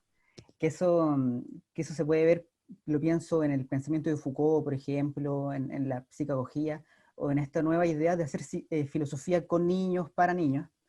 Eh, pero mi pregunta es, ¿a dónde quieren apuntar ustedes? ¿Quieren generar un pensamiento reflexivo para con los niños? ¿Quieren eh, no sé, que los niños sean capaces, niñas y niñas, sean capaces de atacar o comprender elementos como la constitución que los conforma como sujetos, ¿no? Lo pienso sobre todo dado que en Chile estamos viviendo un momento interesante, ¿no? Que es el cambio de esta constitución. Y tengo un colega muy cercano que lo despidieron hace poquito por preguntarle a sus niños qué opinaban del cambio de constitución. ¿No? Entonces, claro, me gustaría saber eso, su proyecto hacia dónde lo apuntan. No sé, yo creo que básicamente apuntamos como a tres contextos o a tres flancos. Por un lado, a suscitar estrategias de reflexión y estrategias de trabajo pedagógico que puedan usar maestros y maestras en el trabajo de formación moral y política, ¿no? O sea que nos interesa mucho más, o no solamente decir qué fue lo que pasó en una investigación y resaltar el trabajo de los maestros, sino también que otros profes e incluso otras personas, no necesariamente profesores, que tengan acceso al trabajo puedan usarlo y recrearlo en el trabajo de formación para niños y niñas. Segundo flanco, yo creo que sí pensamos, aunque no lo expresemos del todo directamente, así con vehemencia en el texto, pero sí pensamos que también se trata de que los niños se asuman ellos mismos como sujetos de derechos, ¿no? Y que se asuman no solo esperando que llegue el momento en el que sepan argumentar o que tengan la cédula de ciudadanía, ¿no? Entonces llevan 18 años preparándose para el momento en el que sean sujetos de derechos, sino que asuman que son sujetos de derechos en la posibilidad de expresar su propia perspectiva de mundo, en la posibilidad de aprender a cuidar a los demás, de cuidarse a sí mismos, de expresarse mediante recursos del arte, y en la escuela como un espacio privilegiado para ello. Y por otro lado, yo creo que sí intentamos apuntar no tanto a la política pública en materia de educación de derechos, o digamos, no es un objetivo que nos hayamos trazado, pero de algún modo sí nuestro trabajo pedagógico en la formación de maestros en la pedagógica, valga la redundancia, más este tipo de espacios en los que tenemos la oportunidad de interactuar con maestros y maestras y otros actores, sí creemos que tiene una incidencia en el modo como se van asumiendo las políticas públicas en educación de niños y niñas, o por ejemplo, las políticas públicas en educación para la paz. No porque creamos que esto lo vale a leer en el ministerio, no, sino porque la política pública también comienza a hacerse en un trabajo más desde abajo, ¿no? Desde las bases del aula. No sé, Alex, ¿qué quisiera agregar? Voy a decir dos cosas muy puntuales. Una es que tiene que ver con la hechura misma del texto, como está estructurado, y es que nosotros hicimos toda la parte conceptual al final del libro. Son los últimos capítulos del libro, no son los primeros. Porque consideramos que la experiencia pedagógica, la experiencia de los maestros, de la relación con los niños, eso hay que mirarlo con cierta sensibilidad y no llegar ya con los conceptos armados y con las teorías construidas para decirles a ellos cómo es que tienen que pensar. Ese sería un camino errado. Entonces, esta experiencia la orientamos de esa manera. Nosotros quisimos acercarnos a esa experiencia cotidiana del maestro, a esa relación con los niños, conocerla, comprenderla, y después, o en el camino fuimos construyendo los conceptos que nos ayudaron también a mirarla en perspectiva. Entonces, el libro fue hecho así, con una intención de generar conocimiento sobre una experiencia, bueno, en este caso sobre muchas experiencias integradas. Y de otro lado, quisiera contestar en relación con qué pretendemos. Pues nosotros no solamente queríamos ir a recoger una información y que los niños y los maestros fueran nuestros informantes de nuestra construcción de saber, sino que también hubiera un proceso de aprendizaje y que hubiesen unas transformaciones en sus vidas cotidianas, en las interacciones cotidianas. Voy a ejemplificarlo rápidamente con el ejercicio que hicimos con Flix, el cuento que hace un rato escribió Manuel aquí en el chat. El ejercicio con Flix fue extraordinario. Nosotros empezamos con el primer grupo, me acuerdo mucho, pasamos la historia de Flix. Es un cuento más visual, tiene muy poco texto, tiene puras imágenes, lo voy a resumir. Flix es la historia de un color, el color se llama Flix, e intenta buscar su lugar en el mundo. Es un color como, no sé cómo lo llamarían en Chile, aquí está como entre un poquito marrón y gris, como un color habano, le decimos acá beige, habano, no sé si ustedes usan esas mismas palabras para llamar ese color. Es un color como, sí, beige, digamos. Entonces él empieza a buscar su lugar en las banderas de los países, y pues las banderas de los países tienen muchos colores, pero nunca beige. Empieza a buscarlo en los jardines, que siempre encuentra verdes, rojos, no encuentra un lugar para él, lo busca hasta en distintas horas en el mar, y el mar tampoco es beige, es verde, es azul, bueno, pero no es beige. Y empieza a ser rechazado por todos los lugares de su mundo conocido. Finalmente lo que decide Flix es un día muy triste, quedarse mirando la luna, y de pronto decide que tiene que ir a construir un lugar donde pueda ser como él es, como él quiere ser. Se aleja del lugar, del mundo conocido, y llega a la luna, y entonces el autor Ciraldo termina esa historia contándonos que la luna, para los que no lo sabemos, de cerca, de muy cerca, es Flix. Y después al final le pide a Neil Armstrong, en un viaje que hace Neil Armstrong a Brasil, que le constate con su firma que efectivamente la luna de cerca es Flix, y él firma la última página diciendo The Moon is Flix.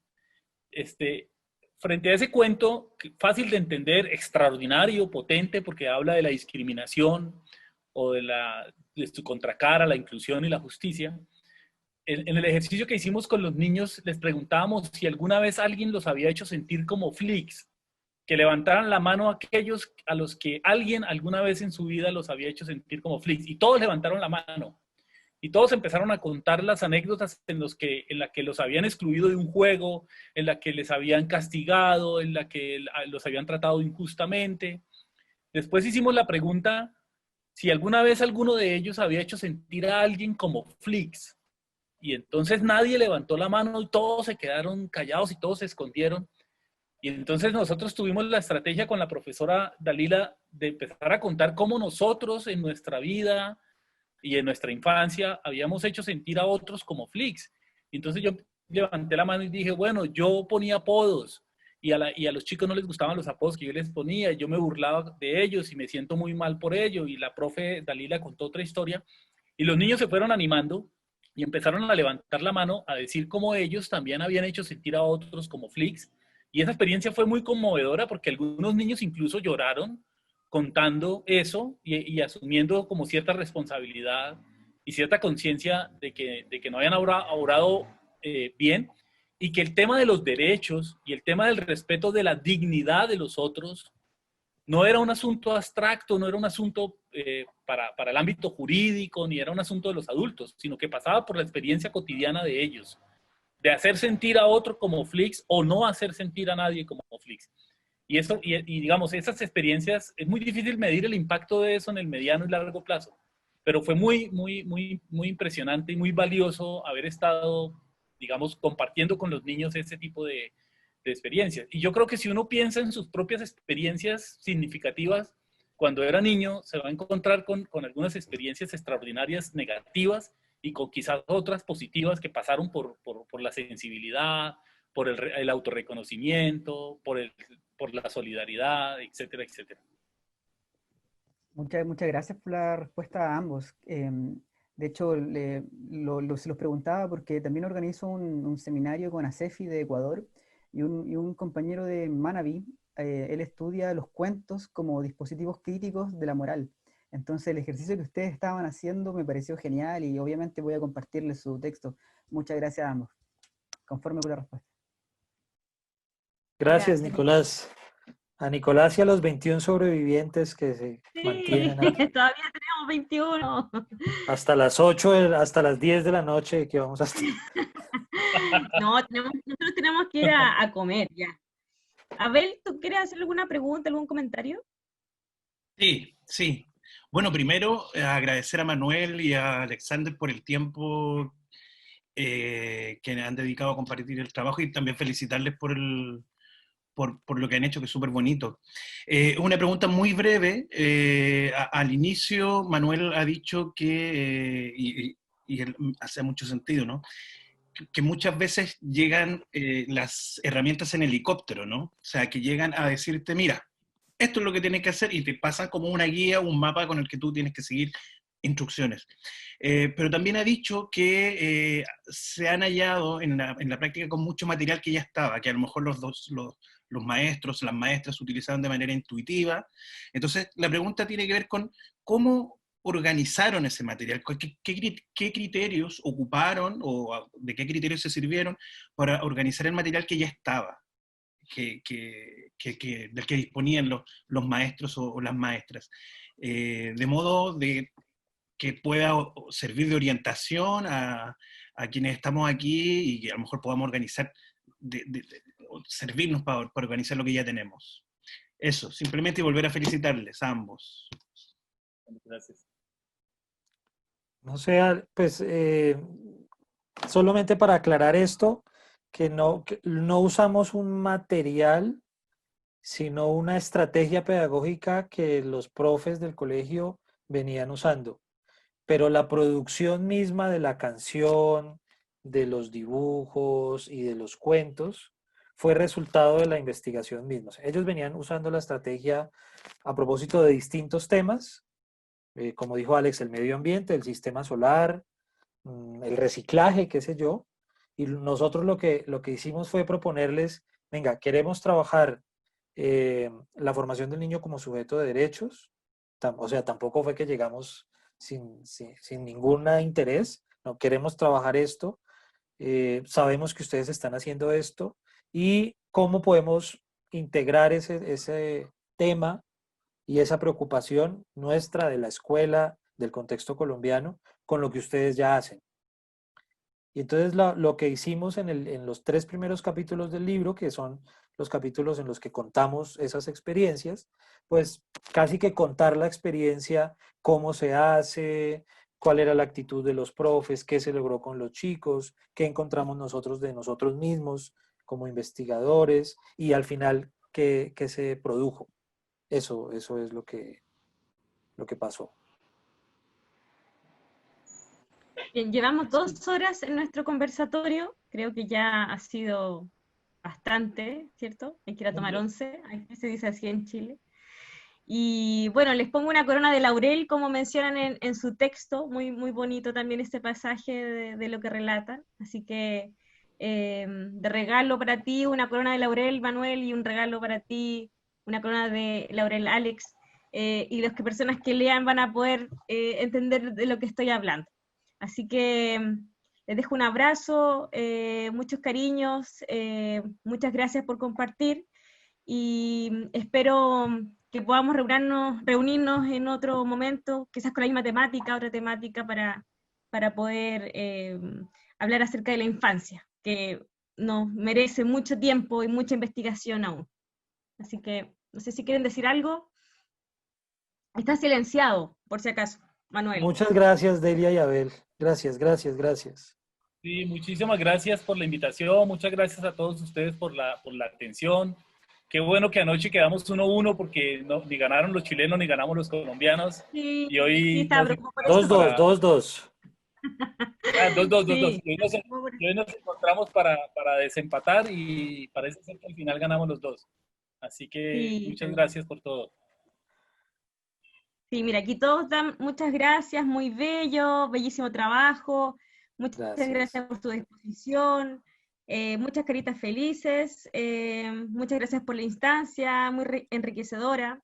Así que al parecer se fueron muy contentos nuestros compañeros y compañeras en este tema, ¿cierto? Que creo que motivó mucha gente y lo más probable es que se inscribieron 100 personas, pero creo que con el teletrabajo hay mucha sobrecarga laboral y hay mucha reunitis, como dicen algunos. Por lo tanto, lo más probable es que podamos compartir también esta grabación, quizás para que ustedes también puedan mostrar su trabajo. Así que les mando un abrazo desde Chile, Valparaíso, y esperamos vernos muy pronto. Esperamos que Ojalá. sea un paraíso. Chao. Sí. Sí, sí, sí. Espero ir luego a Colombia, que me inviten a Colombia. Muy bien. Bueno, Bien. ahí les dejamos el correo también para que nos envíen las rondas y bueno, pues eventualmente por ahí nos podemos seguir comunicando. Muchas gracias. Chao, chao. Dicen muchas gracias desde Adiós. Casa Grande. Ok. Bien, nos vemos. Que esté muy bien. Chao. Chao. Chao, chao. Cuídense.